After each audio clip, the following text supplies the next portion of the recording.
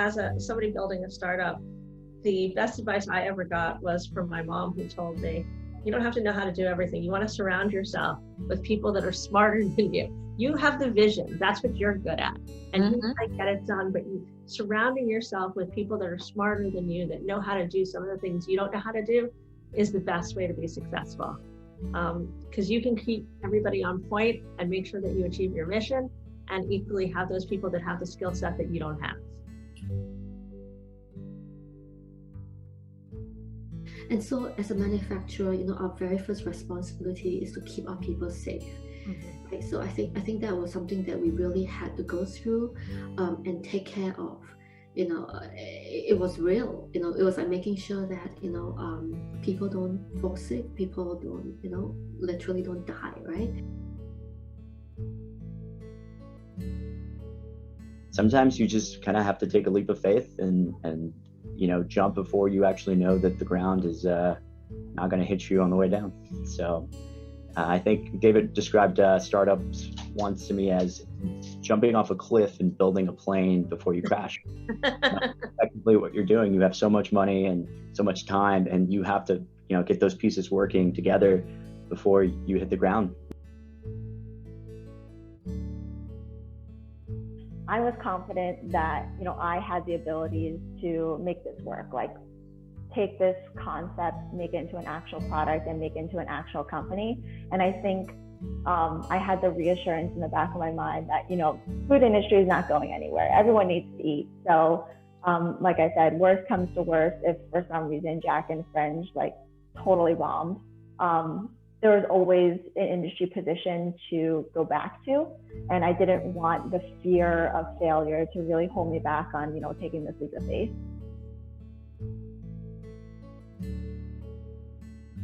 It definitely takes time to educate yourself, to find the right supplier, retooling, whatever it is that you're making. Because, if you're used to working with a straight polyester, recycled polyester, it might have a different feel, it might have a different weight. So you might have to, adjust your designs in order to accommodate that.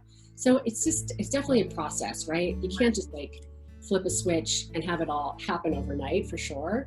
But I definitely applaud the brands that are taking the time to do it, because it's definitely an investment in the long term. You really have to take care of yourself and take time off and rest and recover. And I'm big on sleep, hydration, not just because of Liquid IV, but with water in general too. Sleep, hydrate, and just rest and get off of digital and get off your phone and when you can, and get off social media and things like that, when you can, and be out in nature.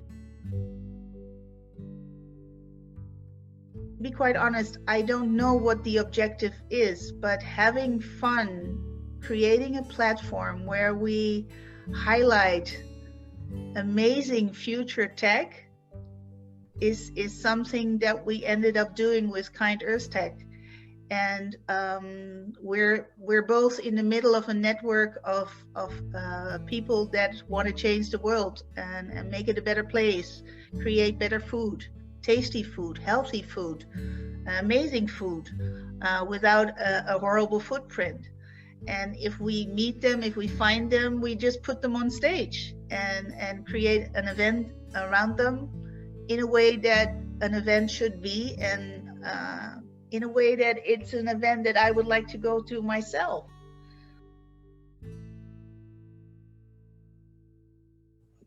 Just this way in which I enjoy learning about new cultures. I don't really believe you can truly have empathy. You can't really affect leadership and really help people, achieve and develop to be the best that they could be without having an understanding of where people are coming from.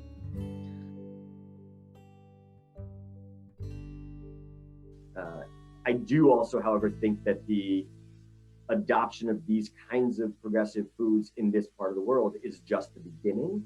And one of the things that I've been speaking a lot about is that in the next 5 years, we're going to see a major acceleration in Asia And I think it's most necessary there. And I think the BRIC countries are where we need to see the biggest advancement in plant-based. And I think we're going to. I think Brazil, India, China, and to an extent Russia, but particularly Brazil, India, and China are going to see massive growth in these areas.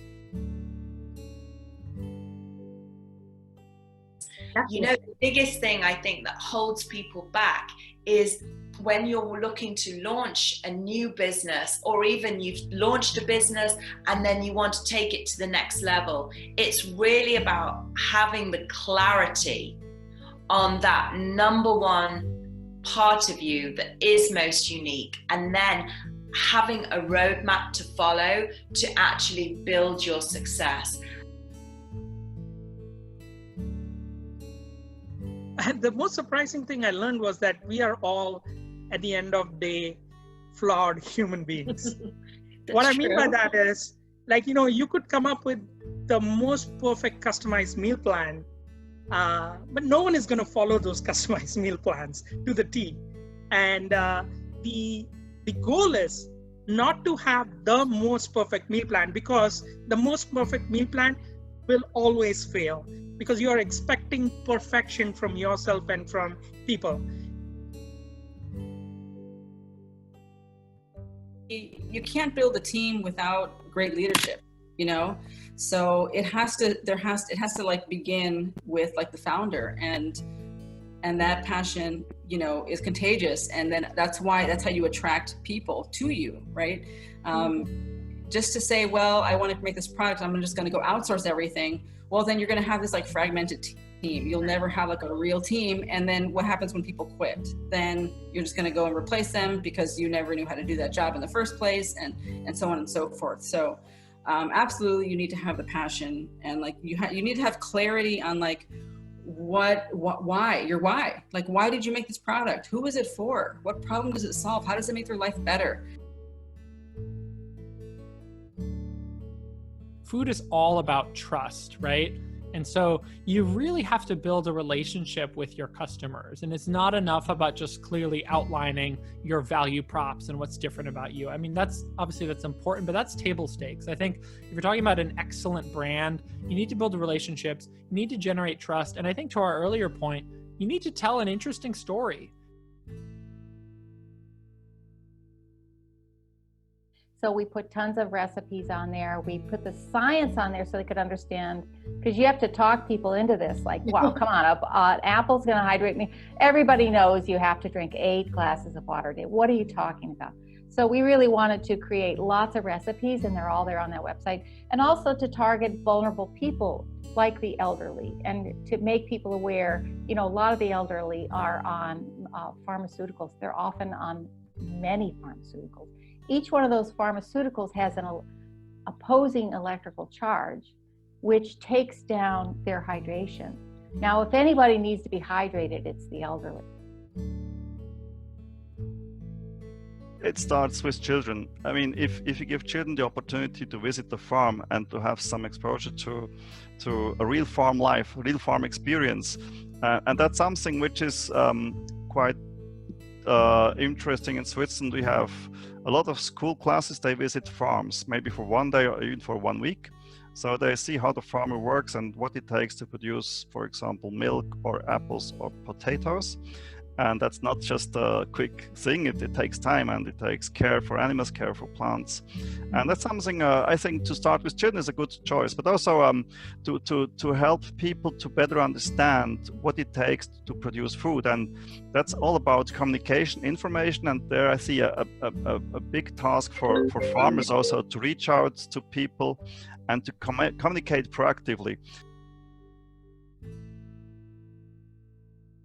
The problem we're living with that we don't realize, because we're swimming in the problem, is that we live an abnormal life as moderns, which is divorced from nature, which drives us biologically. We are biologically driven.